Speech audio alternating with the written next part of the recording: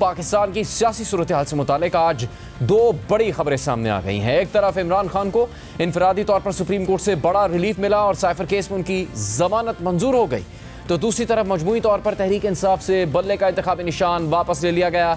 Election commission के 5 अरकान ने मुत्तफ़िका तौर पर इंट्रा पार्टी इंतखाबात केस का महफूज फैसला सुनाते हुए तहरीक इंसाफ से बल्ले का इंतखाबी निशान वापस ले लिया है। इलेक्शन कमीशन के फैसले के मुताबिक तहरीक इंसाफ दुरुस्त तरीके से इंट्रा पार्टी इलेक्शन करवाने में नाकाम रही और पीटीआई के इंट्रा पार्टी इंतखाबात को कलादम करार दे दिया गया है, जिसका मतलब यह है कि अब तहरीक इंसाफ का कोई उम्मीदवार बल्ले के निशान पर इलेक्शन नहीं लड़ पाएगा। इलेक्शन कमीशन के फैसले के मुताबिक यह करार दिया जाता है कि तहरीक इंसाफ ने 23 नवंबर के इलेक्शन कमीशन के फैसले में दिए गए अहकाम की पैरवी नहीं की और तहरीक इंसाफ अपने आइन और इलेक्शन एक्ट के तहत इंट्रा पार्टी इंतखाबात करवाने में नाकाम रही। इसीलिए 4 दिसंबर का सर्टिफिकेट और फॉर्म 65 जो कि मुबैना चेयरमैन की तरफ से जमा करवाए गए थे उन्हें मुस्तरद किया जाता है। तहरीक इंसाफ को उस इंतखाबी निशान को हासिल करने के लिए नाअहल करार दिया जाता है जिसके लिए उसने अप्लाई किया हुआ था, जबकि तहरीक इंसाफ ने इस फैसले को साजिश करार देकर इसे चैलेंज करने का ऐलान किया है। वाज़ेह किया है कि तहरीक इंसाफ के उम्मीदवार बल्ले के निशान पर ही इलेक्शन लड़ेंगे। दूसरी तरफ साइफर केस में सुप्रीम कोर्ट ने इमरान खान और तहरीक इंसाफ के वाइस चेयरमैन शाह महमूद कुरैशी को जमानत दे दी, मगर अभी इमरान खान नैब के 2 केसेस तोशाखाना केस और 190 मिलियन पाउंड केस में गिरफ्तार हैं और इन दोनों केसेस में ट्रायल जारी है।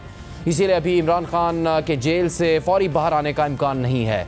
बहरहाल गुज़श्ता रोज़ इस्लामाबाद हाई कोर्ट ने साबिक चेयरमैन पीटीआई की तोशाखाना फौजदारी केस में फैसला मुअत्तल करने की दरख्वास्त मुस्तरद कर दी थी, जिसके बाद इमरान खान के इलेक्शन में हिस्सा लेने की उम्मीद खत्म हो गई थी। मगर आज खबर सामने आई कि इमरान खान ने मियांवाली से कौमी असम्बली के हल्का नवासी से कागजात नामजदगी जमा करवा दिए हैं। साथ ही आज सुप्रीम कोर्ट के 3 रुकनी बेंच की तरफ से साइफर केस से मुतालिक इमरान खान और शाह महमूद कुरैशी को जमानत देने का फैसला सामने आया। वो फैसला जस्टिस मंसूर अली शाह ने तहरीर किया है। मौजूदा रिकॉर्ड का जायजा लेने के बाद हमें ये पता लगा है कि स्टेज पर रिकॉर्ड पर ऐसा ठोस मवाद मौजूद नहीं जो ये जाहिर कर सकता हो कि दरख्वास्त गुजार इमरान खान ने अमेरिका से मौसूल होने वाले साइफर टेलीग्राम की मालूमात को इस नीयत और कैलकुलेशन के साथ बिलवास्ता या बिलावास्ता आवाम तक पहुँचाया है ताकि बैरूनी क़ुव्वत को फ़ायदा पहुँचाया जा सके और ना ही सामने आने वाली मालूमात का किसी दिफाई इंस्टॉलेशन या उनके मामलात से ताल्लुक है और ना ही इमरान खान ने सीक्रेट ऑफिशियल कोड को अवामी सतह पर रखा।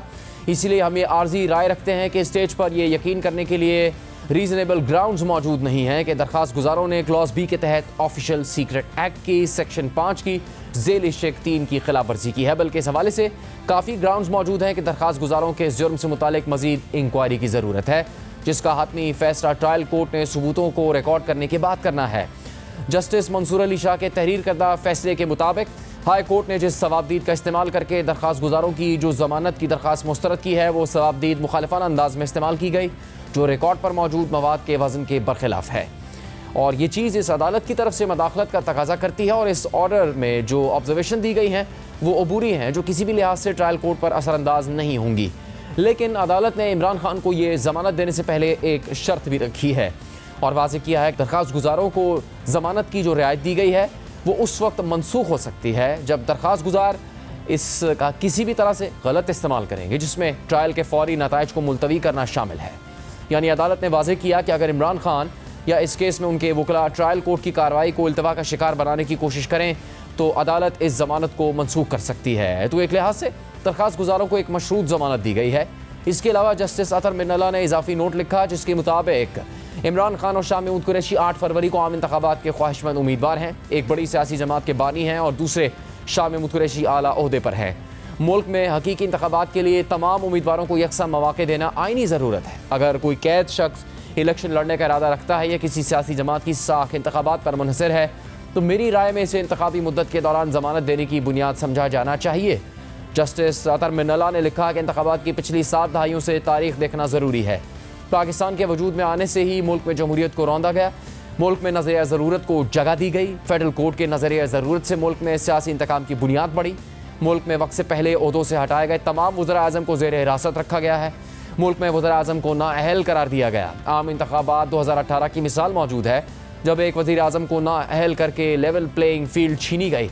जस्टिस अतर मिन्नल्ला ने मजीद लिखा कि एक साबिक वज़ीर आज़म को फांसी चढ़ा दिया गया और उसका जनाजा भी पढ़ने नहीं दिया गया।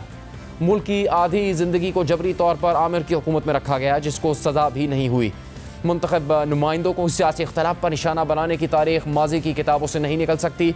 इलेक्शन कमीशन को यकीनी बनाना चाहिए कि किसी एक सियासी जमात को इंतखाबात से पहले निशाना न बनाया जाए। इंतखाबात के वक्त सियासी मुखालिफिन को निशाना बनाने की रिवायत मौजूदा केस में जमानत देने के लिए काफ़ी है। दरख्वास्त गुजारों ने रेप या बच्चों से ज़्यादती जैसा कोई संगीन जुर्म नहीं किया।